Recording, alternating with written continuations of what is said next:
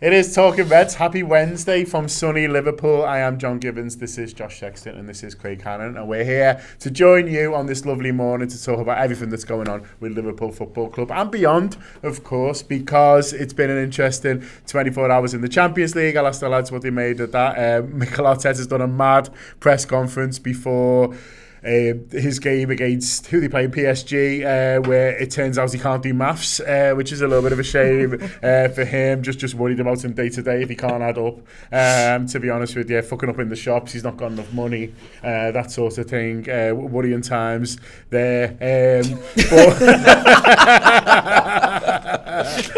His missus asking him how many toilet rolls they've got. He's giving the wrong number. Yeah. She's going mad. Yeah. So there's all sorts of reasons why you need to be able to add up. So Mikel, I would look into it if I were you. And obviously we're going to talk a little bit about the Trent stuff. We're going to talk a little bit about transfers and loads of stuff that we've got going on at the moment on the Anfield Wrap. Where do you want to start, Josh? There's loads to get into, isn't there? Should we start with Trent? Should we get the bad stuff out of the way first and then laugh at everyone else after? Yeah. It's not good, is it? Well, he's going. He hasn't said. That's been today's Talking Reds. He hasn't said where, but we all know. He hasn't said where, but he turned up in a sombrero to the hat, and a Matador outfit that he got for Christmas.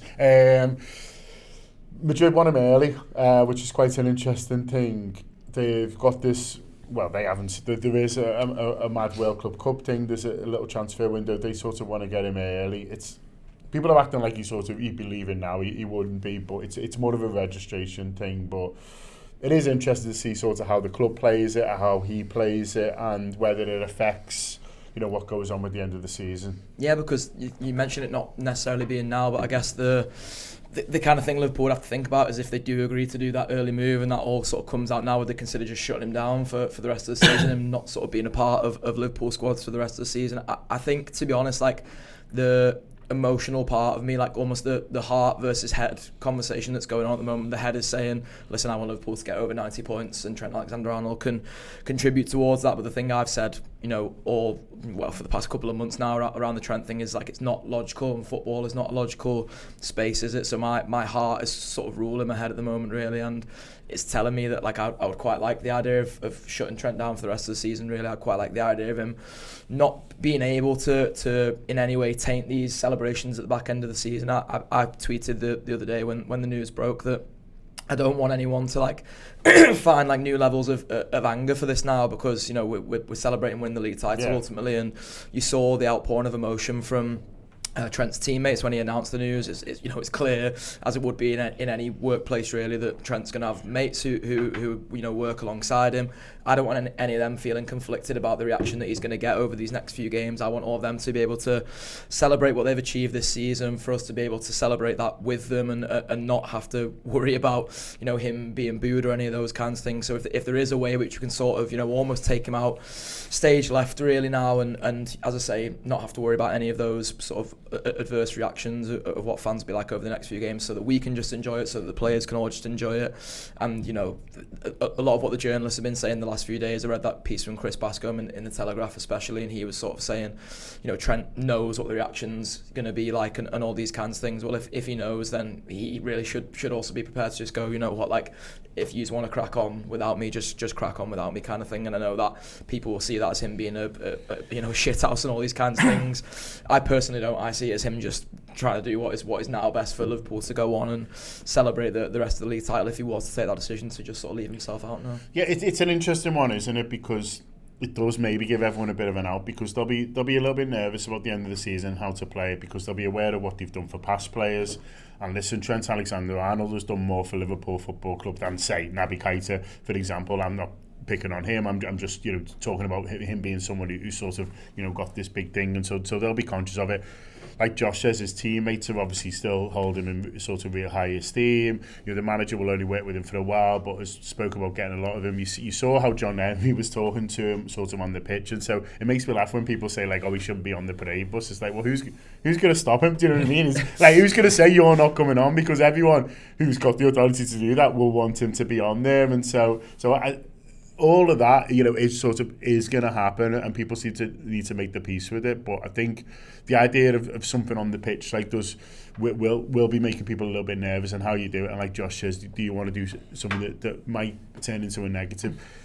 This might end up just being something that ends up just to be a bit convenient for everyone, and then gets Liverpool a little bit of money, which won't be what they necessarily would have got for him, but is an amount of money that goes back into the pot to pay for the academy where he came from, for example. Yeah, maybe. We'll as football fans think way more emotionally about this than Arne Slot will. Yeah. And even sort of people at the club. I think that these people have to work with Trent every day, and you see that, as Josh said, you see the outpouring of sort of support for him and thanks from his co-workers. But I think almost a happy medium is to not haul him out of the squad, for him to be part of the squad, but him not to come on, basically, because then you're not creating this headline of, he's been axed, he's been ditched, he's none of the squads for the next 3 games. You're not bringing him on, because then you're bringing him on to potential boos and creating more headlines around it. To be honest, I was trying to work out why I was so angry yesterday, because I've known that this was coming, and one of the big reasons is because every day since we've won the league has been brilliant. It's been people posting pictures from their Sundays. It's people talking about them. It's going to Chelsea and celebrating being champions and crowing and doing things we've never got to do. And then this is out on bank holiday, and we're having to fucking work on a bank holiday, and but it's coming out, and now for the entire week everyone's talking about Trent, and it's all that anyone wants to talk about and wants to debate, and we're part of that. But so I'm a bit angry at like that, really. I've not liked the vitriol towards him. Like I'm frustrated. I'm angry at him, to be honest. But I've not liked how far some of the vitriol has gone online. But I also don't want anything to taint the next 3 games, because the next 3 games should in theory be 3 of the most enjoyable of our lives, really, and it started at Palace, at Spurs, and it continues at Chelsea in a massive way in that away end. You see it, and the next 3 games should be really enjoyable. I don't want the feeling I had at Leicester, where Trent comes on and people around us are booing, and I didn't boo, but like I also understand the people that have booed, and people won't like that either, because there's no right answer to any of this. There's so much nuance, and then he scores, and I loved it.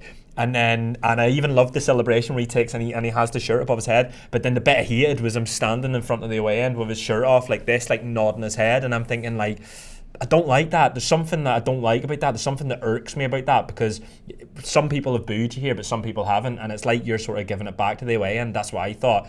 And now that it's all come out, then you think of what happens at the West Ham game where he's doing that. That's to us, and I really don't like that. So I'm in this like really strange space at the moment, but what I do want is the next 3 games to be able to really, really enjoy them, and I don't want them to be tainted or ruined by any of this. I was going to say the tricky thing is like Robbie Fowler's put it in the comments there, who I presume is the gobshite and not the footballer. Like even if he's on the bench, like when they read his name out at Anfield because he's in the squad, well, he's going to have to warm up. Get booed. Exactly. Like, there's going to be there's going to be all kinds of different ways in which this can create a headline. Now, almost where I do sort of sympathise with Slot in a way, because I think Slot's still going to play him in football games for the remainder of the season, and where I think he will, and if he does start him, that's almost the thing that creates the least headlines, as long as Liverpool fans aren't then like booing him every time he touches the ball and stuff, which I'd be surprised if they were. That's probably almost the thing that creates the least headlines, because then it's not like, oh, Arne Slot has done this to treat this player this way kind of thing. Yeah, he just needs to play really fucking well. But that's just a good thing to do anyway. To be honest with you. But on the letting him go early, like I'm very much, again, this is an emotional reaction, like fuck Madrid, like fuck giving them a better opportunity of winning whatever this tournament is that they're about to play in. Does fuck Madrid for $500,000 though? There's fuck Madrid for a cheeky 5. Well, I was about to say, how hard is your fuck Madrid stance? If they said £5 million for Liverpool and a Castro's for the wee man, I'd like to fuck Madrid all the way to the back. I'll do some Castro. You should just get me Castro. So there is and also like a bit sort of fuck, because I was about to say fuck Trent. I don't mean that at all. But what I mean is like, once he leaves Liverpool, like it's like I wipe my hands of him, and I don't want Real Madrid to do well, and therefore I don't want them to do well. And Madrid is a rival, and it will be, they will be a rival next season. We played them fucking 10 times over the past 5 seasons. We'll probably meet them next season if we go far in the Champions League. So. We might meet them in the final, and I'm dying for that, because win the Champions League next year, Liverpool have never wanted it more. But but I also don't want to give Trent and Real Madrid more time for him to settle in and get this tournament before the pre-season. I don't want to help them in any way. But then if there's big money involved, and also, again, we think of it emotionally rather than as the people within business, that the people at the top of Real Madrid and the people at the top of Liverpool have to think as, and what they have relationships and maintain as well, because there will be at different times transfers between the two clubs. Liverpool might even be looking at a player like Rodrigo this summer and thinking, well, that's someone that we really, really like, and going for him. So they have to keep that in mind. Bro, we say fuck Real Madrid, well, they're like, yeah, but we have to deal with them at different times. But still fuck Madrid, unless there's Castro's involved in 5 minutes. To them it's all a business, isn't it? Whereas to us it's less of a business. I like that winning the Champions League next season, because there's and like dying to Josh. I've never wanted it more. That this is worse than Michael Owen. There's a nice Michael Owen comparison there, isn't there? Of the sort of like, you know, Michael Owen leaves because he wants to go and win Champions League to Real Madrid. Liverpool go and win it the next season.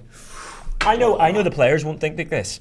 And maybe some of them will. No. What I was going to say was, like, there is an extra, like, added incentive if we ever needed it. This football club ever needed an extra incentive, which it never has. Like, that competition is etched in Liverpool's history. It's part of it. It's part of our DNA winning it. But there's a massive part of me that's just fucking dying to win it next season, and I think the players as well will, when they see Trent line up for Madrid and knowing that he's left to you know, it probably in his eyes sort of give himself the better opportunity to win it. Liverpool will be going, we'll have a fucking bit of that because we owe Real Madrid a few, and that 2-0 win in the group stage is only the beginning of that. I want more revenge, and I'll want more next season as well. Yeah, it could be the wildest. Fuck Madrid. Could be the wildest Anfield atmosphere of all time if it happens. But listen, that is a long way away. Listen, we'll see what happens. There's going to be loads more transfer speculation on the Anfield Wrap. Tomorrow we're doing a gutter for free. So whether you're enjoying this as a podcast, no, you won't be. It's just YouTube. We do too many shows. Get off your back. You're right now. You're probably on YouTube. Tomorrow, if you come onto YouTube, you will be getting the gutter for free. So instead of midweek extra, which is our normally Thursday free show, we're combining it with a gutter, so that's going to be really good fun. So tomorrow, Gutman going berserk on transfers. He spent the Trent money already. He's got that wages allocated in all sorts of places that you don't even know about, but you'll be able to hear about tomorrow. So right back replacements, new left back, new striker, whatever it is, Gutman's going to be across it. That it is tomorrow. And if you haven't consumed enough Trent content yet, there is loads obviously across the Anfield Wrap. For the free show on Monday was really good. If you've not watched that yet, that is available on YouTube as well. And also for Tour Play subscribers audio, I got James Pearce on the blower yesterday, who talked us through not just the last week or so, which was really interesting, but the last couple of years really, because obviously this has been going on a while in the background, and so he talked me through a little bit of the timeline and in terms of, you know, when the club first found out about these things, and a little bit about Trent's processes he's gone on. So that was really interesting. James is obviously really close to the club and a few different people in terms of contacts that he's got, so it was really nice for him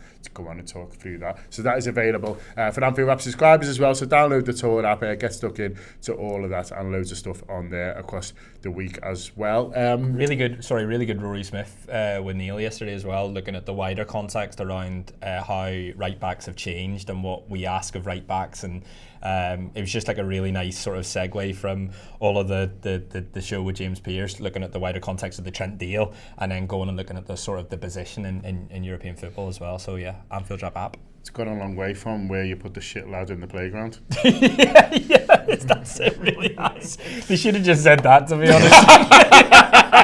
They didn't need a 40-minute podcast. So I didn't on there. Right back in the changing room. It is true.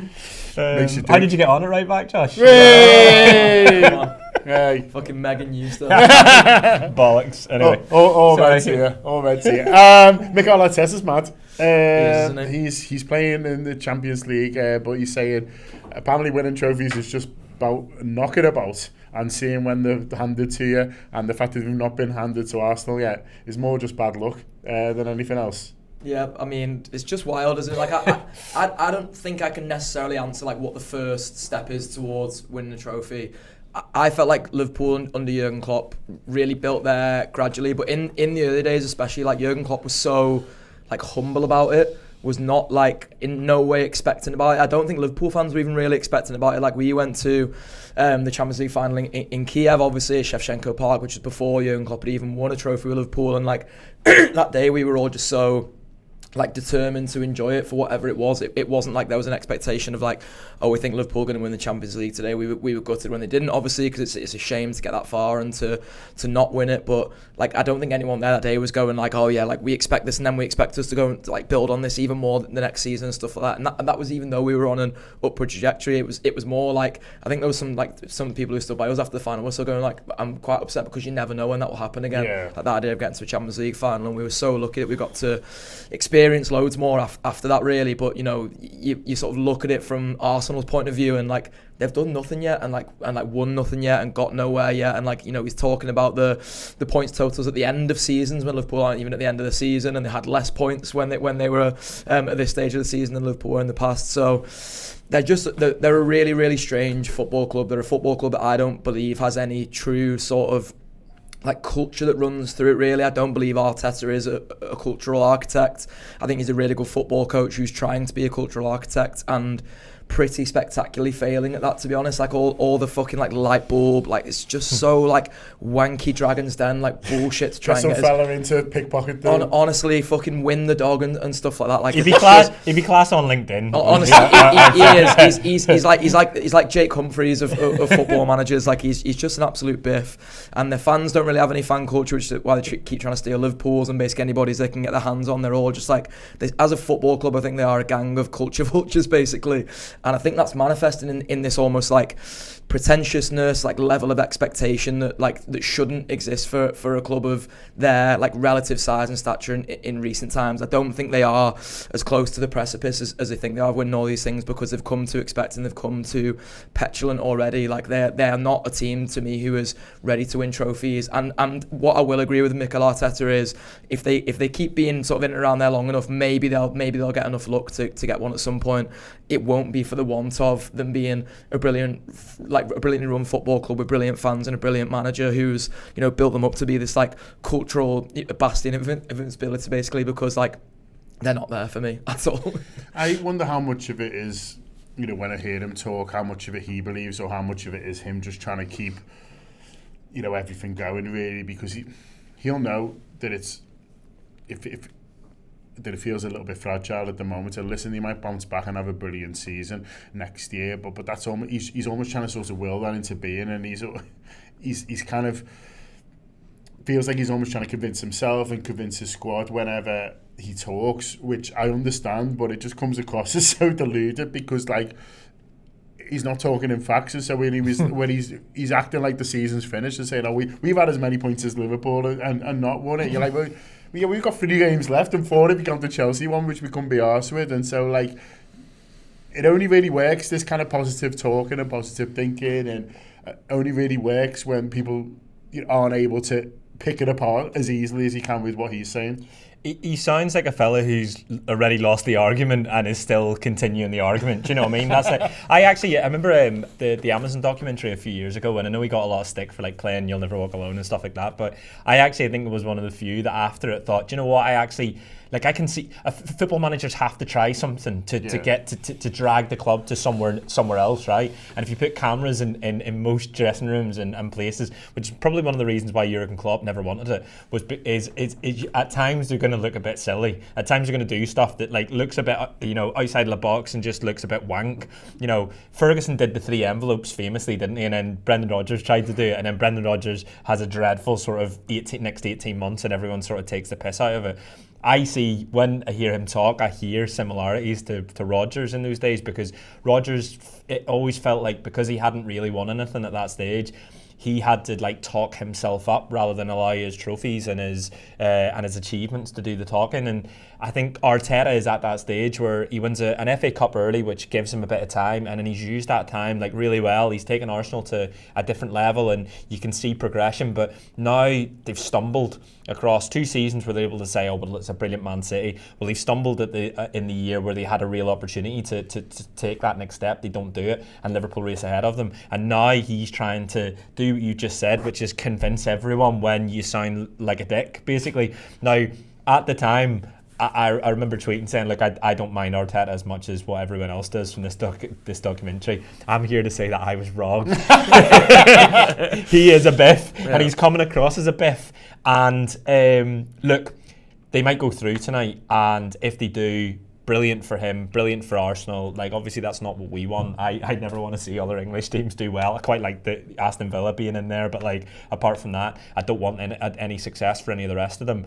But more so, I don't want a Champions League win to propel Arsenal to the next level, to give them that confidence, and for him as a manager to take that, have that achievement, that then he doesn't have to do all that talking. Because I think if they don't win the Champions League, I think next year is going to be a really interesting time for Arsenal, both him as a manager, because there's real pressure on them, but as a team, they're looking around them going, well, you know, it's been a few seasons here and we've come close, but we haven't quite managed it. There hasn't been the progression that we saw under Jurgen, but also Jurgen had all the achievements from his time at Borussia Dortmund before that, so he didn't have to do the talking, didn't have to do the convincing.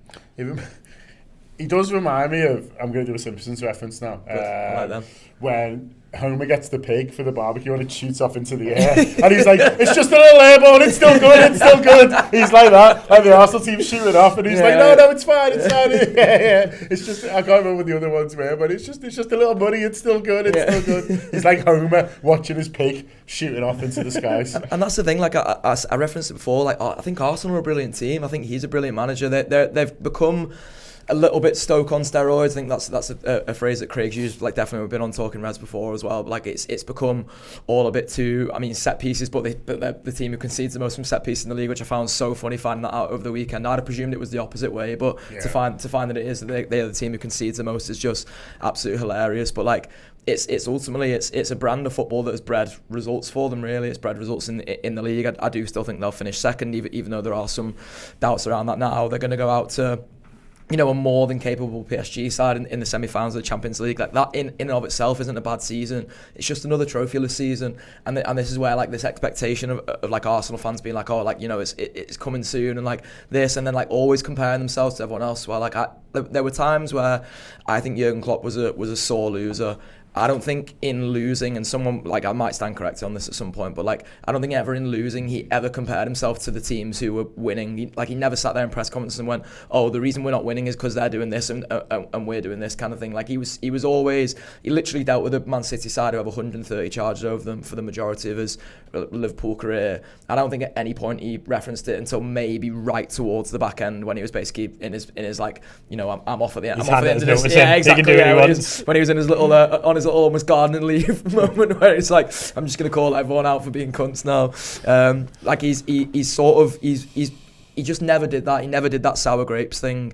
And I think at times he did do sour grapes about other things. Like, you know, he could talk about him moaning about wind and length of grass and all those kinds of things. Like, Jurgen Klopp was not, I'm not saying he's like the perfect manager and who the standard of managers should be held against. Didn't like Saturdays half 12. Exactly, but like, but what he was, you know, a broadly really humble manager. Someone who, if he didn't humble himself in front of the media or the fans sometimes, would always humble himself in front of his players. And I think that's the key thing. I think if you're a player for Mikel Arteta, you would look at him and be like, he's a brilliant football coach. Craig references that sometimes, you know, especially mad football coaches in the past, like, I fucking hell dread to think of like what Arrigo Sacchi and managers like that used to do to get messages across to their players, because they were genuinely mad fellas who were brilliant football coaches, brilliant football minds. I think Arteta is trying to be more than that. He's trying to be like this, like, holistic, as I say, like, cultural architect, this cultural leader. And I just think it's so false. Like, I hate the word like aura in modern football, because I hate the way it's just used by like football Twitter basically. But like, he is just auraless. Like, he's got no aura to him. There's none of that. Like, his words don't hold any weight. It's similar to the Brendan Rodgers thing. Like, anything that Ferguson did when he was United manager, as long as it wasn't in those early days when they were shit. But I would even wager that his players in those early days would probably be like, we think something big is coming here because we trust this fella. Like, everything he said held weight. Like, the media, whoever he let into it, whether it's just the Daily Mirror and fucking MUTV or whatever, they would hang on his every word, because he had that sort of aura about him. He had the aura of being a winner, had the aura of winning trophies. Rodgers never really had that, and like you say, it always felt like he was talking up. I honestly think Arteta is in that same ballpark, while being, I will add, a way better football coach. It's funny because you said sour grapes there, and like anyone who ever played Football Manager, the first thing I thought when I watched the clip this morning of Arteta, first thing I thought of was in Football Manager, when you're in a press conference, there's the bottom up opportunity, and it's sounds like sour grapes to me is how you can respond to another manager. Jordan's laughing, and like, you do it at times thinking like, this is hilarious. I'm just gonna, like, you know, prod, and you do that, and that's all I thought about when I saw Arteta do that, because like he just looks like a fella who's been beaten in the league. Yep. He's finished over second body, for the third time. Yeah, for the third time, and he's talked up their ability to challenge, and they got nowhere near it. And the only reason Liverpool got beat, if Liverpool needed to win that game at the weekend, they'd have won. Oh, yeah. They wouldn't have rested the players that they would have. It just would have been a completely different game. He's telling himself stories. He's maybe telling his team stories. He could win the Champions League. Like, he can still win they could go through tonight, and they could win the Champions League, and they could beat Inter in the final. And that's his moment, and that's the thing that maybe propels him. But at the moment, none of us are certain or sure, and his words aren't making us any more so. Yeah, he's mad. Fair play to him. He reminds me of Julio at the end, to be honest with you, when everything feels like progress and you're building towards something, and then it starts to go wrong. Once people have sort of lost faith, it's a hard one to turn around. He said some mad stuff towards the end as well, but it reminds me sort of a little bit of that. But hey, like Craig says, we'll see how they get on tonight, and we'll take it. They'll take it from there. Just quickly to finish off, it's transfer season is upon us. There's a couple of interesting links. There's one yesterday to a German midfielder, which was quite interesting, Josh, in that it's a reminder that, we're obviously talking about right backs at the moment. We've been talking about left backs for all season. Just ask Andy Robertson. He's aware of that. There's obviously the number 9 issue, but the links to a midfielder yesterday is a reminder that we were all out for the midfielder last summer, so it's unlikely that's changed too much, albeit with the emergence of Ryan Gravenberch, is a factor. But they'll be looking to strengthen everywhere if they can. Obviously, you can't buy 11 new players in one summer, but they'll have the mindset of wherever we feel like we can strengthen, we will. And he was an interesting link to me yesterday.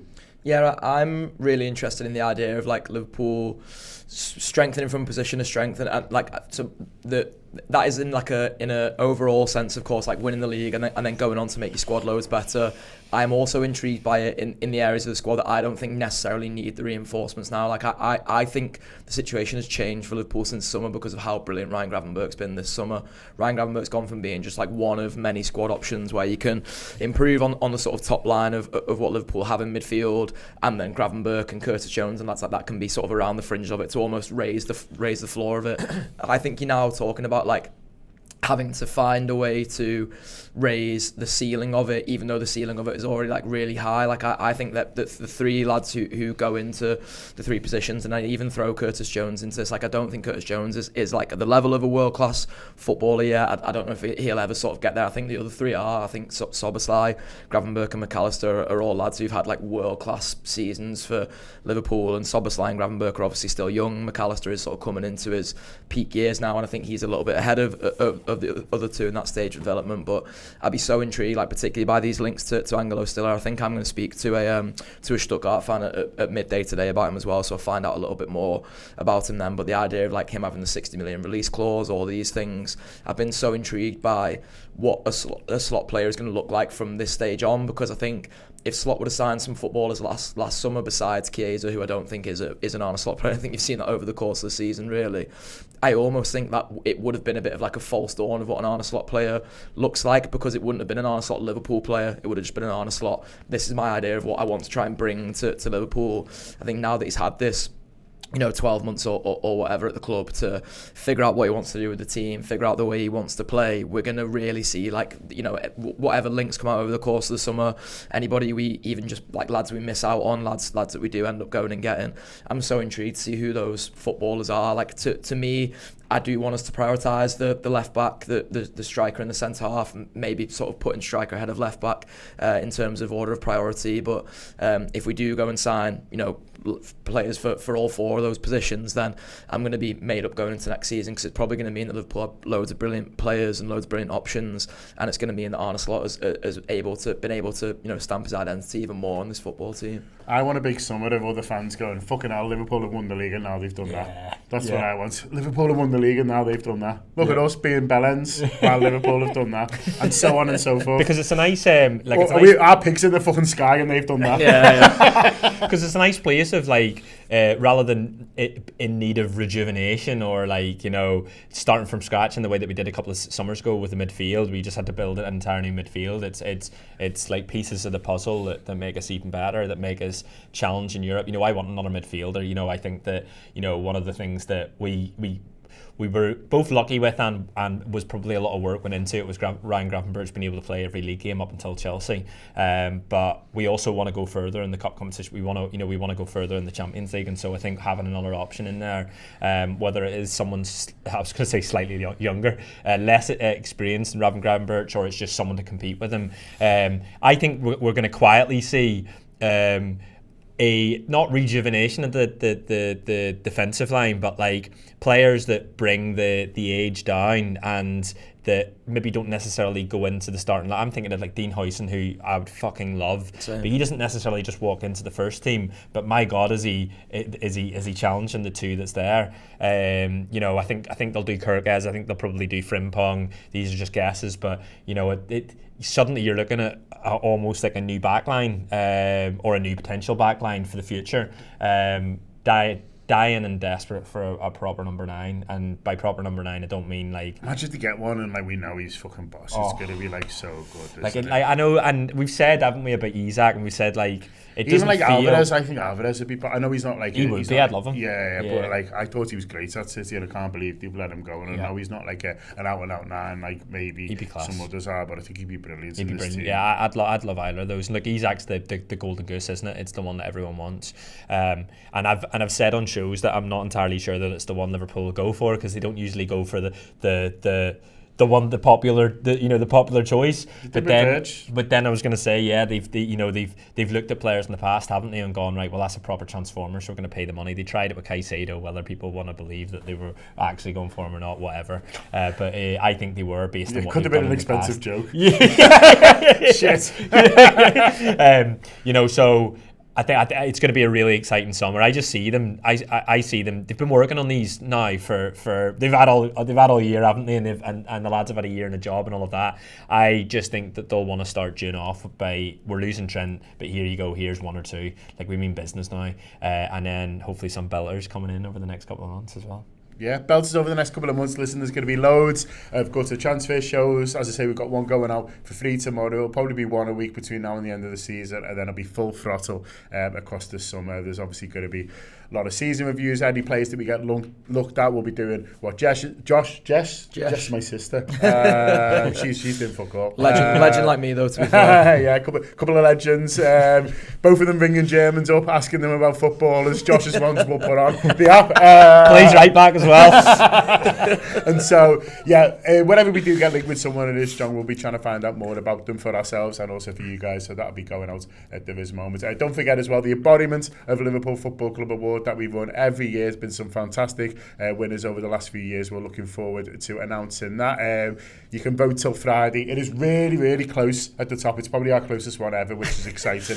Vote McAllister.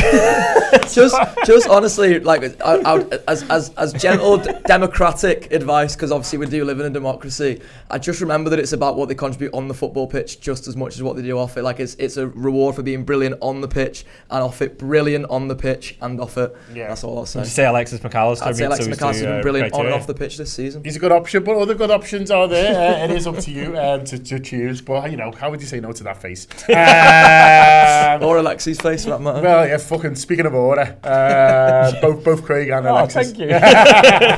Both got it. No, that's available till Friday, and you should be able to click on the link and do that. Also, huge thanks to NordVPN, who are partnering with us at the moment for this run of Talking Reds. Huge thanks to them. They've been long supporters of the Anfield Wrap, and we appreciate it. I personally appreciate their service. I use it a lot. I've got it on all of my devices at home, so on my laptop, on my phone. It allows me when I'm travelling, and it's on my wife's laptop as well, so when she's going away, just give you that extra internet security, that extra peace of mind when logging into public Wi-Fi's and stuff like this. But it also allows you to do things like stream things that aren't available in your country but are available in other territories. So with the very simple click of a button, you can be in another country. It does feel like time travel as well, honestly. I'm like, oh, look at me, I'm in New York. Just in ours. Hey, but it feels exciting and I'm easily pleased. So if like me, you want to pretend you're in New York when you just sat in your kitchen, you can do that on NordVPN as well. But it also opens up, for example, if you do click New York, all the streaming services and platforms that are available to Americans. So if there's something that's on at 3:00 o'clock on Saturday, for example, and it is not available in your country, even though it's just taking place up the road, but it is available there by clicking on change your virtual location, and then obviously accessing through a legitimate streaming services that shows that you are able to access those. So that is one of the main reasons that lots of sports fans like me do enjoy it. So it's nordvpn.com/TAW if you want to access that. nordvpn.com/TAW. They've got a fantastic offer just for you guys at the moment, and a 30-day money-back guarantee as well. So if you try it and you're not sure, you can get your money back. But thanks a lot to Nord, thanks a lot to Josh, thanks to Craig, thanks to you guys for voting, and thanks to you for selling out our show at the Exhibition Centre as well. Absolutely amazing news. We can't wait to see you all in that amazing auditorium space. We're planning the show. It's going to be absolutely brilliant. It's the night before the last game of the season, 2 days before the parade, and we have sold out our Saturday night. So nice one for you guys if you're getting your tickets for that. Is that everything? Have I remembered everything? I think so, yeah. Download the Anfield Wrap, subscribe to the Anfield Wrap. There's been no better time. Yeah, and if you want a red top for the parade, theanfieldwrap.com/shop. Absolutely loads of them on there. Up the Reds. A VPN, short for Virtual Private Network, is a cybersecurity tool for privacy and security. When you connect to it, a VPN creates a secure tunnel and secures data traveling between you and the VPN server. Encryption scrambles data, so to anyone outside the encrypted tunnel, the information looks like gibberish, meaning no snoops can sneak a peek at your online activity. NordVPN ensures that you can browse safely and privately in just a few clicks. A VPN, short for Virtual Private Network, is a cybersecurity tool for privacy and security. When you connect to it, a VPN creates a secure tunnel and secures data traveling between you and the VPN server. Encryption scrambles data, so to anyone outside the encrypted tunnel, the information looks like gibberish, meaning no snoops can sneak a peek at your online activity. NordVPN ensures that you can browse safely and privately